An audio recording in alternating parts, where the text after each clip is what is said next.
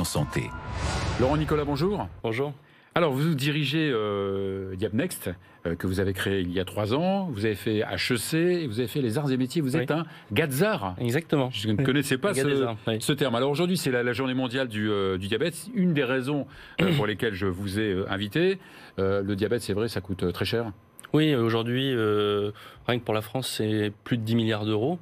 De dépenses santé, c'est ça? De dépenses en santé. Et il y a quand même une particularité sur ce coût, c'est que 2/3 des dépenses sont dédiées à la gestion des complications et pas au traitement en lui-même. Parce qu'en fait, diabétique, il y a un formidable traitement pour suivre ces personnes-là, que lorsque la personne est insulinodépendante, c'est l'insuline.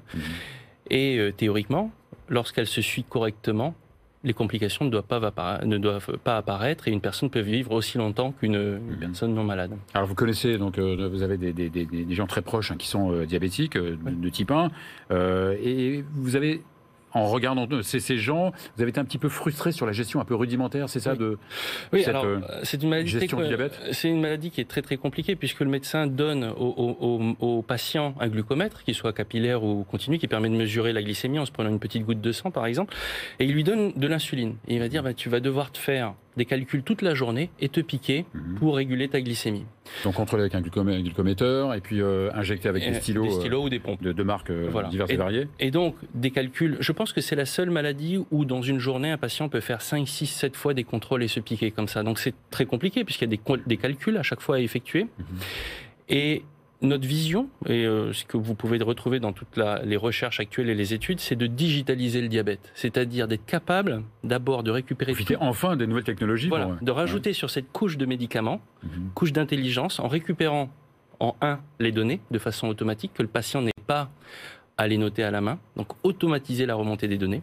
Donc ça, c'est la solution que vous proposez? C'est ce que l'on a fait depuis maintenant 2 ans, si vous voulez, quel que soit le type de dispositif utilisé par le patient, le type d'insuline, que ce soit une pompe ou un stylo, on est capable de récupérer la donnée. Et le niveau 2, c'est donc de la processer, de donner des conseils aux patients, et aussi de la partager avec les médecins pour que les médecins puissent télésurveiller leurs patients, leur donner des conseils, leur fournir de l'accompagnement thérapeutique. D'accord. Donc en fait, en gros, vous avez créé des devices qui sont, on va dire, universels, qui s'appliquent. Parce que l'idée, c'est vrai que le patient n'a pas toujours changé de type de stylo ou de glucométeur. Donc vous, votre spécificité, d'ailleurs, vous êtes quasiment le seul au monde, c'est de rendre vos devices standards et universels. Le maître mot est l'agnosticité, l'universalité, la capacité à s'adapter avec n'importe quel traitement et ne pas forcer le patient à changer son traitement pour que la récupération de la donnée se fasse automatiquement. Et en effet, il y a 3 équipes dans le monde qui travaillent sur ces sujets-là, dont 2 équipes aux États-Unis et Diabnext. Voilà.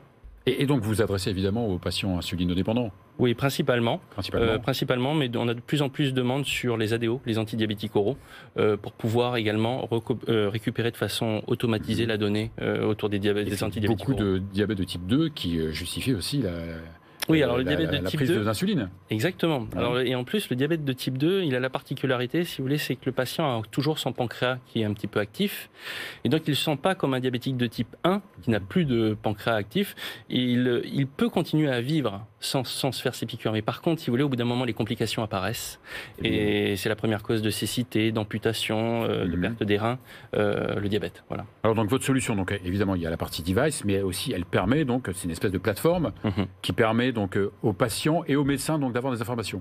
Oui. Tout d'abord, donc une fois qu'on a la donnée, on est capable de la restituer sur un formidable calculateur qui est le téléphone du patient, et là il va pouvoir ce qu'on appelle faire son autosurveillance. Il faut un Bluetooth. Il y a du Bluetooth, il y a il y a de la technologie sans fil, et donc là le patient a accès sur son téléphone au creux de sa main en quelques secondes à son traitement, et il est capable de prendre des décisions, et on l'aide aussi à prendre des décisions.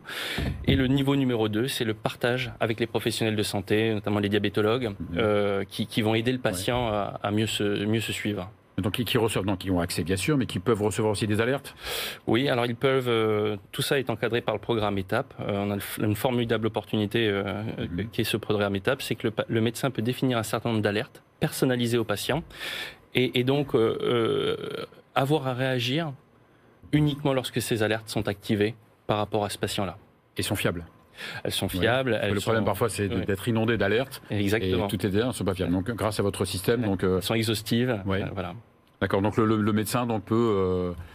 et donc vous travaillez avec évidemment les hôpitaux. Je sais que vous équipez maintenant la PHP. Oui, on est la solution de référence aujourd'hui à la PHP. C'est une nouvelle qui date d'à peu près 2 mois. Ouais. On est également la solution de référence aux hospices civils de Lyon. C'est un extraordinaire boost, non Oui, en fait, on est peut-être arrivé les derniers sur ce marché-là, mais il y avait une vraie volonté que la solution soit la mieux dessinée pour les patients et les médecins. Donc on est arrivé très tard sur le marché, on est arrivé en octobre 2019 et aujourd'hui c'est presque 70 hôpitaux en France qui utilisent Diamnext, donc c'est un véritable raz-de-marée et vraiment la référence. Et votre business model? Alors on a après la partie étape évidemment ou Alors bien sûr c'est principalement la partie étape où la caisse primaire d'assurance maladie a prévu à la fois une rémunération pour les professionnels de santé et une rémunération pour le fournisseur de la solution qui est Diamnext. C'est un win-win. Donc c'est un vrai win-win. Et ce qu'il y a de super, c'est que ça n'existe pas qu'en France. Il y a des codes de remboursement aux États-Unis. Il y a un programme qu'on appelle le programme Fast Track en Allemagne. Ça existe déjà au UK. Donc en fait, c'est quelque part un peu une généralisation de la télésurveillance, de la santé digitale dans le monde. Donc en 10 secondes, dans votre futur proche, c'est quoi? C'est un développement géographique? Là, maintenant, oui, c'est de la géographie. Donc, on a été accompagné par un premier fonds d'investissement, c'est Venture, pendant 2 ans. Et maintenant, c'est une nouvelle levée de fonds pour aller accompagner la géographie.